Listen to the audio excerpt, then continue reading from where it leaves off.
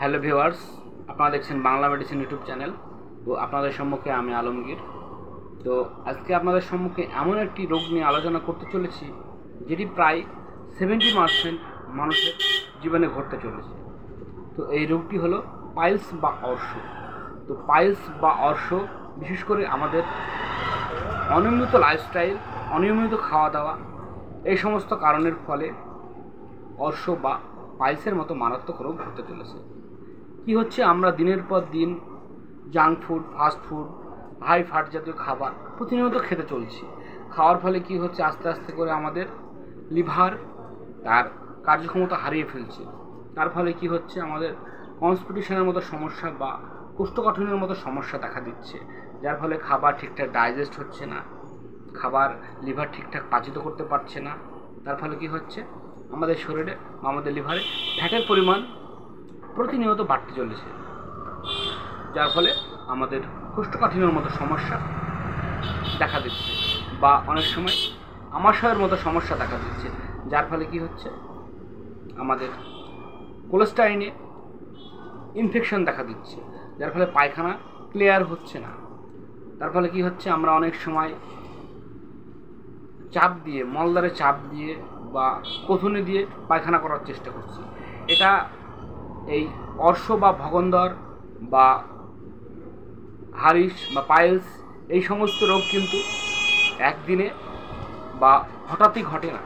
দীর্ঘদিন আমাদের এই যে অনিয়মিত চলাফেরা, অনিয়মিত লাইফস্টাইল, ঠিকঠাক সময় খাওয়া দাওয়া না করা, এক্সারসাইজ না করা, ঠিকঠাক সময়ে না ঘুমানো, পর্যাপ্ত পরিমাণে না ঘুমানো, রাত জাগা, এই সমস্ত অনিয়মিত চলাফেরার ফলে একটা সময় কি হচ্ছে, আমাদের পেটে অর্থাৎ লিভারে তার কার্যক্ষমতা হারিয়ে ফেলছে, ডাইজেস্ট ঠিকঠাক হচ্ছে না ও আমাদের কোষ্ঠকাঠিন্যের মতো সমস্যা দেখা দিচ্ছে। যার ফলে আমরা কি করছি, মলদ্বারে চাপ দিয়ে বা কোথুনি দিয়ে পায়খানা করছি। যার ফলে কি হচ্ছে, দিনের পর দিন চাপ দিয়ে পায়খানা করার ফলে মলদ্বারে ভেসেল ফেটে যাচ্ছে। যার ফলে কি হচ্ছে, মলদ্বারের বলি বা ছোলা দানার মতো গুটি গুটি হয়ে বাইরে বেরিয়ে আসছে। এটা বেরিয়ে আসার পর দেখা যাচ্ছে অধিক চাপ দেওয়ার ফলে একটা সময় ব্লিডিং হচ্ছে। তো ব্লিডিংয়ের সঙ্গে সঙ্গে ব্যথা ও যন্ত্রণা, এর ফলে আমাদের জীবন নাস্তানাবুদ হয়ে পড়ছে।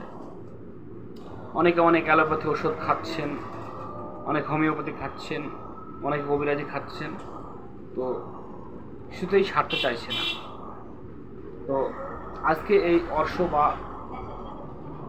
পাইলসকে নির্মূল করার জন্য আমি যে মেডিসিনটা নিয়ে আলোচনা করতে চলেছি সেটি হলো পাইলেক্স। এটি হিমালয় কোম্পানির একটি আয়ুর্বেদিক মেডিসিন।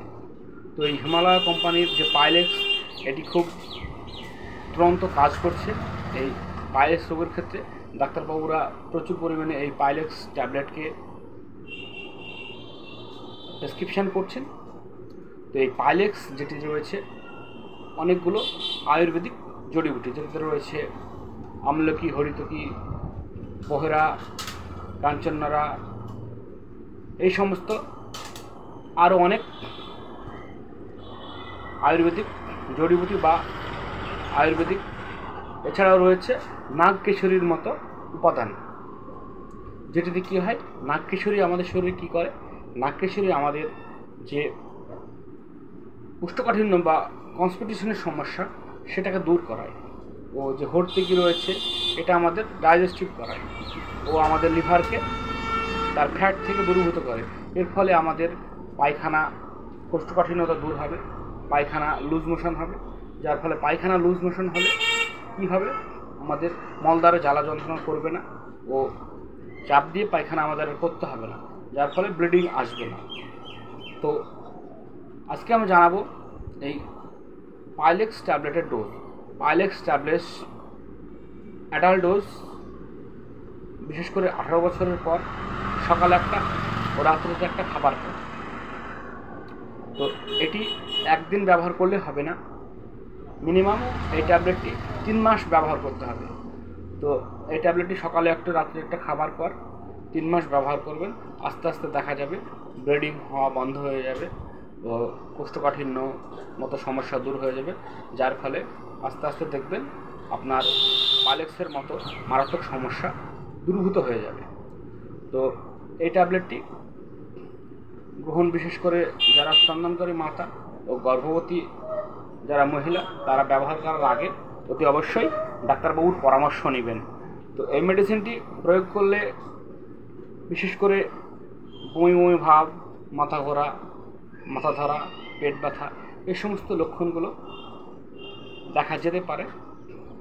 তো বিশেষ করে যাদের নার্ভের রোগ রয়েছে বা হার্টের সমস্যা রয়েছে তারা এই মেডিসিনটি প্রয়োগ করার আগে অতি অবশ্যই ডাক্তারবাবুদের পরামর্শ নেবেন।